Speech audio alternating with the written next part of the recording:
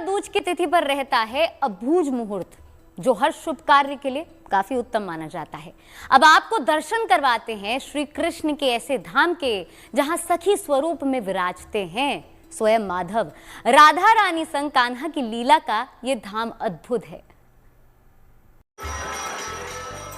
भक्ति की उत्पत्ति कैसे होती है, दिलों में प्रेम का भाव कैसे पनपता है, समर्पण कैसे जीवन का उद्देश्य बन जाता है, कैसे भगवान भक्त के हो जाते हैं।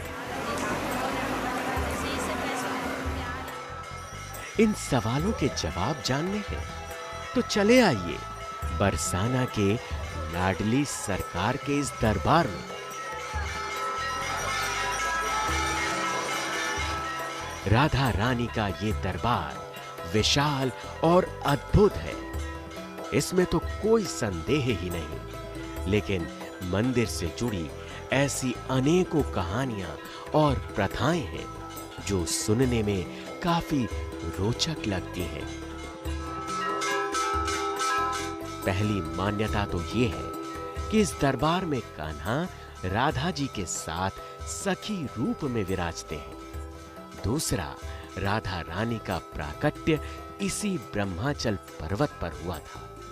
तीसरा ये कि मंदिर में स्थापित राधा रानी की प्रतिमा स्वयंभू है, जिसे आज से लगभग 800 साल पहले प्रतिष्ठित किया गया था।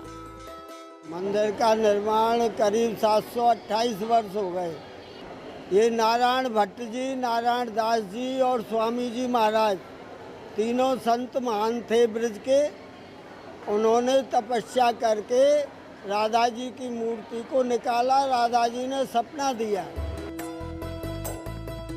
मान्यता है कि राधा रानी ने ब्रह्मा जी पर कृपा की और यहीं पर्वत स्वरूप में बसे ब्रह्मा जी को सदा अपनी शरण में रहने का आशीर्वाद देकर इस पर्वत पर विराजमान हो गई। यहाँ ब्रह्मा जी ने तपस्या की थी कि जो है कि हमें किसी भी रूप में लाडली जी के चरणों का जो है कि स्पर्श हो। जब उनको नहीं हुआ तो ब्रह्माचल पर्वत के रूप में यहाँ हो गई, तो लाडली जी को दया आई तो उस ब्रह्माचल पर्वत पर विराजमान हो गई। ब्रजधाम की मान्यता ये भी कहती है कि बरसाने में ब्रह्मा जी पर्वत रूप में है, गोवर्धन में विष्णु पर्वत है और नंदगांव में शंकर पर्वत है। तीनों देवता यहाँ जड़ रूप में निवास करते हैं। इसीलिए ब्रज में त्रिदेवों का वरदान भी मिलता है। जहां राधे के साथ साथ कान्हा का संग शाश्वत है।